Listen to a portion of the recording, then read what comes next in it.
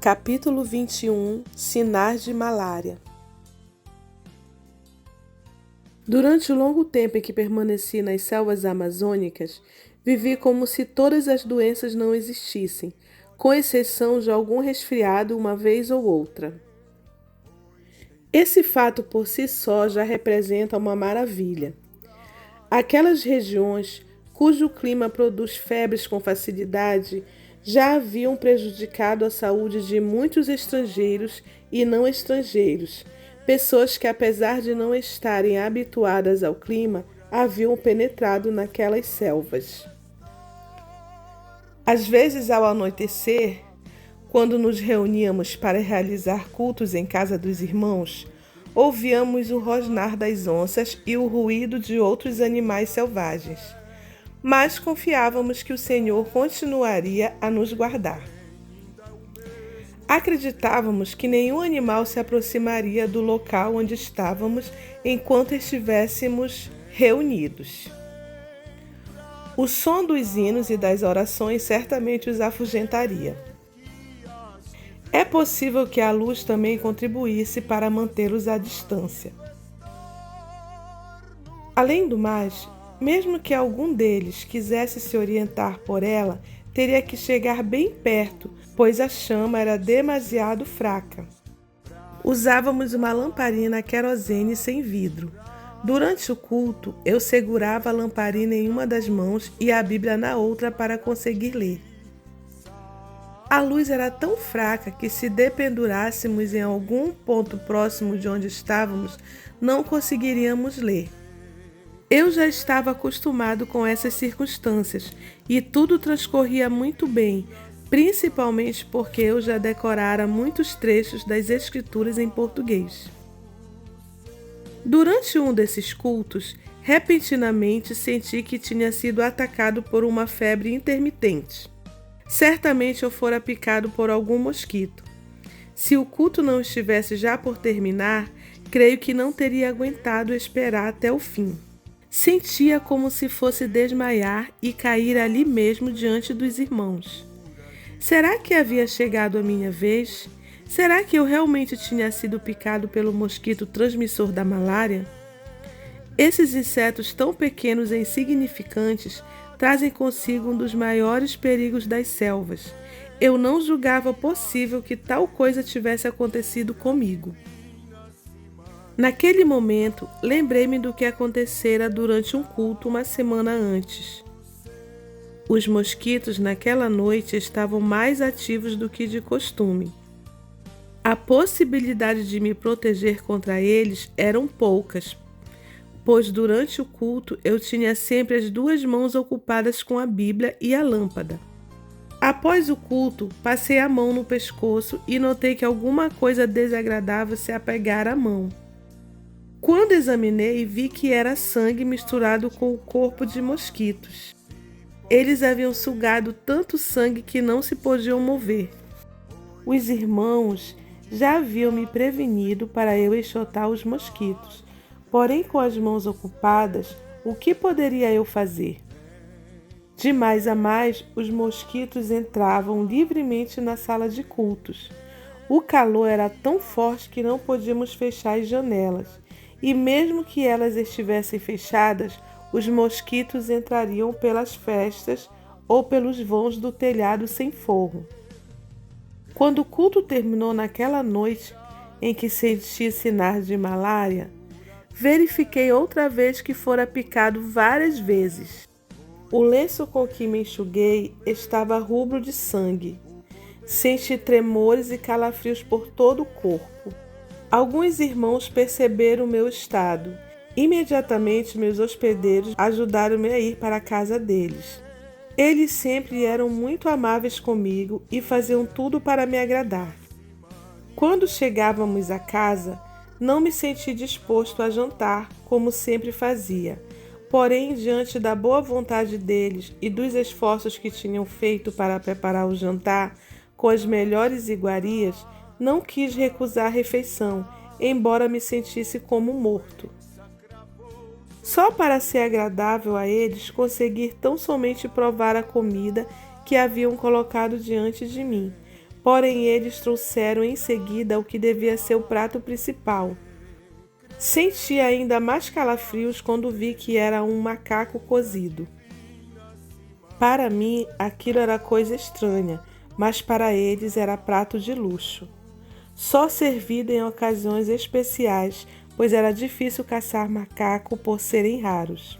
Quando acontecia apanharem um deles, era uma festa.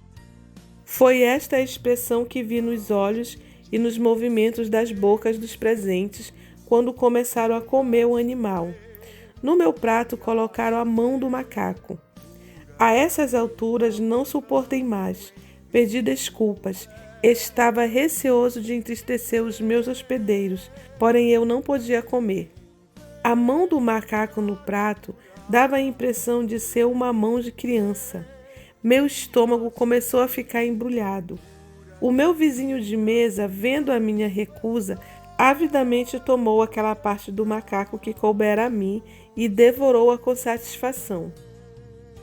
Fim do jantar, fui diretamente para a cama. O frio aumentou, o corpo tremia e a cabeça estava pesada.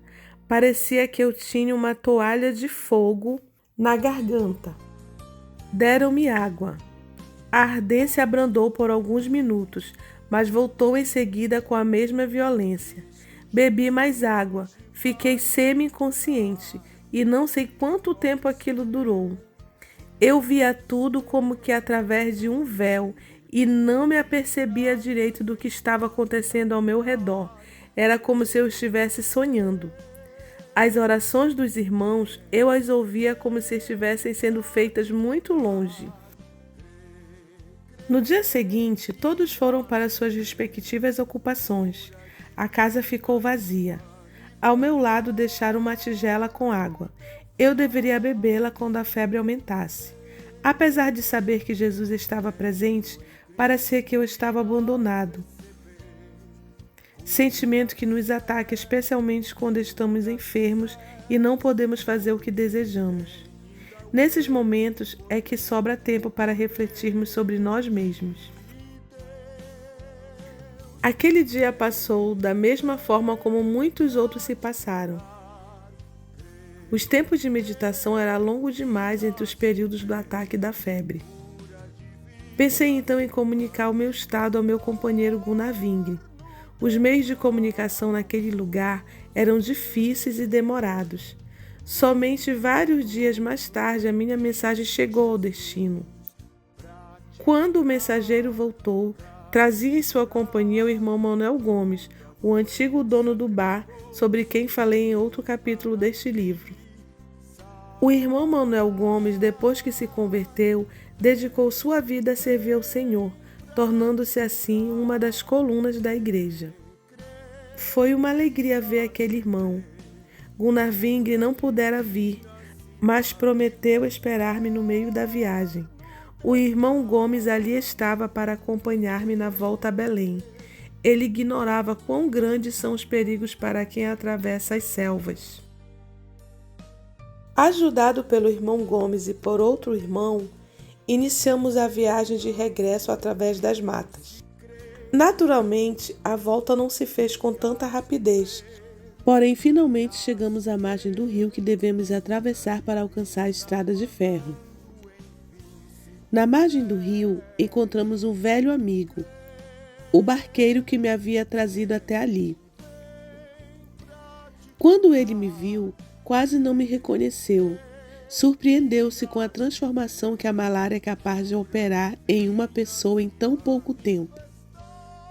Eu havia emagrecido, era apenas uma sombra do que fora antes. A barba estava crescida, parecia outro homem. Disse-lhe que não me esquecera dele, nem da promessa de ensinar-lhe a ler, mas que devia aguardar melhor oportunidade. Finalmente, após várias horas de barco, chegamos à terra firme. Estávamos perto da estrada de ferro, onde o irmão Vingre me esperava. Ele também ficou admirado ao me ver e providenciou logo boa cama e tratamento para quando chegássemos a Belém. Eu não podia falar, porém alegrava-me em espírito ouvindo o irmão Vingre contar as maravilhas e o progresso do trabalho em Belém e arredores. Essas boas notícias deram-me a impressão de que os ataques de febre haviam passado. Em todas as estações em que o trem parava, o irmão Vingre ia buscar água para aliviar o calor da ardência que eu sentia na garganta. Finalmente a viagem de trem que eu achava que não ia ter fim terminou. Chegamos a Belém e fomos para a casa do irmão Vingre.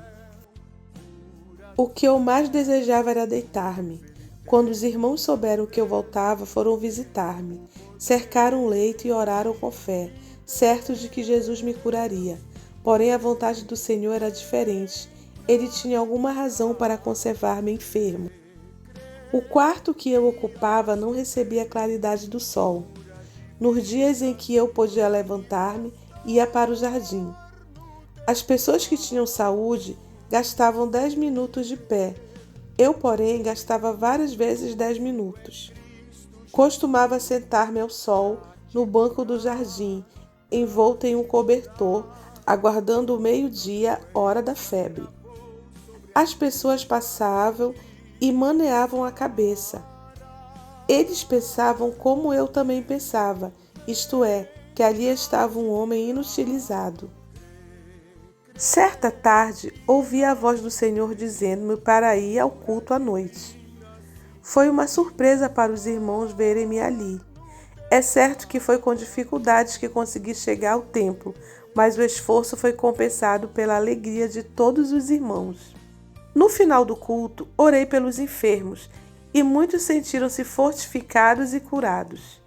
Ao chegar em casa, ajoelhei-me e pedi ao Senhor que me curasse, pois não podia continuar como estava, vendo tanta coisa para fazer em sua obra, mas sem poder atender às necessidades. Naquele momento, o Senhor ouviu minha oração e me curou. Pouco a pouco senti as forças voltarem. Quando senti-me mais forte e vi que podia reiniciar as caminhadas pelo interior, despedi-me dos irmãos e voltei a viajar como antes. Logo que entrei em atividade, verifiquei que ainda faltava alguma coisa para eu alcançar as mesmas condições de saúde de antes da enfermidade. Porém, o exercício e o sol contribuíram para que, em curto prazo, eu estivesse completamente restabelecido. Mais tarde, participando de cultos simples, mais abençoados, pude observar muitas pessoas atacadas pela terrível e cruel malária. Os olhos de quem está sofrendo dessa doença têm um brilho especial, brilho que eu tinha visto em mim mesmo havia pouco tempo. Compreendi então quão grande era a força de vontade daquelas pessoas para estarem presentes ali, considerando-se que tinham de fazer longas caminhadas a pé. Em um desses cultos, entre os que estavam com sintomas de malária, destacava-se uma senhora que parecia pior que os outros. Ela orava em voz alta, pedindo a Deus certeza de salvação, com as mãos levantadas para o céu. Parecia querer trazer o céu para mais perto. Todos nós oramos por ela. Ela foi batizada com o Espírito Santo e recebeu certeza de salvação. Pouco depois levantou-se, ergueu mais uma vez os braços e deixou-se cair no banco. Estava morta. Fora para a casa do Pai de Misericórdia. Como era natural, o culto não podia continuar depois desse acontecimento imprevisto. Todos se retiraram fortemente impressionados com o que tinham visto, ou seja, a chegada da morte repentina, sem aviso prévio de sua visita. Era uma séria advertência para todos nós. Devemos estar preparados para enfrentar a morte. Ao mesmo tempo, sentimos certa alegria íntima por saber que aquela senhora havia encontrado o caminho para o lar eterno. Naquela região tropical do Brasil, a lei determina que o corpo dos que morrem seja enterrado dentro de um curto período por causa do calor. O enterro estava sob nossa responsabilidade. O cemitério era longe, do outro lado do rio, em lugar pantanoso. Tínhamos que remar durante 5 horas até chegar ao cemitério. Eu e um jovem crente chamado Crispiniano decidimos levar o corpo da morta até o cemitério. Colocamos o corpo em uma rede, atravessamos 2 paus e iniciamos a caminhada com a pesada carga. Ou porque a nossa força fosse menor do que supunhamos, ou porque a carga fosse demasiado pesada. O fato é que não pudemos completar a etapa do caminho. Anoiteceu e tivemos que passar a noite em uma cabana, a mesma em que me hospedara certa vez, na ocasião em que a cobra quase devorou um sapo e uma onça matou um cachorro. O problema era descobrir onde poderíamos deixar o cadáver. Dentro da cabana não havia lugar. Fora da cabana não podíamos deixá-la, pois por ali havia onças e outros animais. Resolvemos deixar o corpo dentro da cabana, apesar de quase não caber. Os mosquitos estavam muito ativos naquela noite. Eu e meus companheiros compreendíamos o perigo que estávamos correndo de conservar uma vítima de malária tão próxima de nós. Corríamos o risco de ser infectados através dos mosquitos, mas não havia outra alternativa. A nossa apreensão não foi infundada, pois uma semana mais tarde caímos de cama com a mesma doença que durou 7 longos meses. No dia seguinte, cedo, partimos para a margem do rio. Felizmente encontramos um carpinteiro que fez um caixão para a morta. Colocamos o corpo no esquife e partimos para a última etapa da viagem. O sol já ia alto quando chegamos à outra margem do rio. Ainda tínhamos de andar um longo trecho no pântano, antes de chegarmos ao cemitério. Esse trecho, porém, foi o mais difícil. De quando em quando, um de nós afundava no pântano. Quando isso acontecia, colocávamos o caixão sobre o lamaçal para ajudar um ao outro a desatolar. Finalmente chegamos ao cemitério. Respiramos aliviados. Tinha sido mais difícil do que pensávamos, porém agora os obstáculos estavam vencidos. Procuramos alguns crentes que moravam no local para assistir à colocação do corpo no túmulo enquanto líamos a Bíblia e cantávamos alguns hinos. Apesar de se tratar de uma cerimônia simples, sentimos a presença de Deus.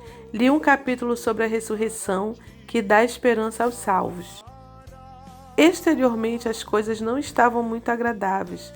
Meu companheiro e eu estávamos molhados e sujos de barro. A chuva era tanta que os coveiros não estavam conseguindo esgotar a água da sepultura para colocar o caixão. Finalmente desistiram. Colocaram o caixão na sepultura assim mesmo e o colocaram conforme foi possível naquela emergência. Depois do enterro, tínhamos de voltar apressadamente. Havia 2 longos trechos para andar dos 2 lados do rio. Tínhamos de fazer a viagem antes do anoitecer, pois eu ainda teria que dirigir um culto naquela noite. Mas conseguimos retornar a tempo. Alguns dias depois, eu e o irmão Crispiniano, o que me ajudara a carregar o corpo da senhora, começamos a sentir os primeiros sintomas da malária.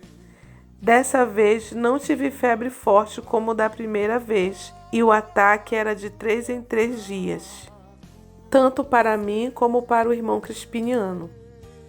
Isso nos possibilitou trabalhar nos períodos de calmaria. Com o tempo, a intensidade da doença diminuiu. Os ataques foram se tornando cada vez mais fracos. Haviam-se passado 7 meses desde que o primeiro ataque manifestara. Eu ia aos cultos nos dias em que não sofria ataques, porém certo dia o Senhor me mandou que fosse para o culto. Eu sabia que naquele dia, à hora do culto, a febre me atacaria. Na hora do culto comecei a pregar sobre Jesus, o nosso médico. Naquela hora senti que o ataque da febre se aproximava. Os dentes começaram a bater, sem que eu pudesse controlá-los. Orei em espírito de todo o meu coração, pedindo a Jesus que mostrasse o seu poder naquele momento, curando-me, para que todos vissem que a sua palavra é a verdade e o seu nome fosse glorificado. Naquele instante, senti como se uma descarga elétrica percorresse todo o meu corpo. A febre cessou instantaneamente. Eu estava curado. Oh, como me alegrei naquela hora com aquela maravilha! Eu era, naquele momento, uma testemunha viva de que Jesus pode realmente curar.